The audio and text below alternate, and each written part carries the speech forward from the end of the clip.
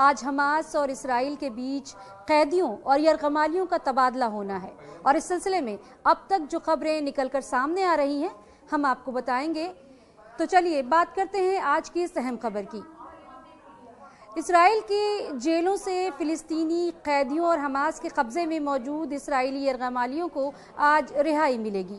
Media reports کے مطابق Hamas 20 اسرائیلیوں جبکہ اسرائیل تقریباً 2000 فلسطینی قیدیوں کو رہا کرے گا۔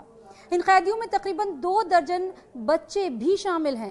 اسرائیلی میڈیا کے مطابق یہ رپورٹ سامنے آ رہی ہے کہ اسرائیلی وزراء نے ان فلسطینی قیدیوں کی فہرست میں متعدد تبدیلیوں کی منظوری دی ہے، جنہیں جنگ بندی معاہدے کے تحت رہا کیا جانا ہے۔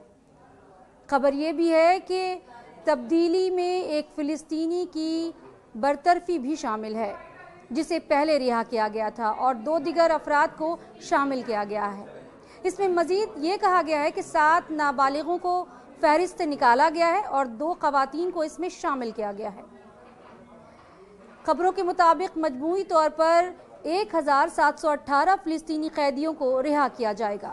پہلے یہ تعداد 1722 تھی۔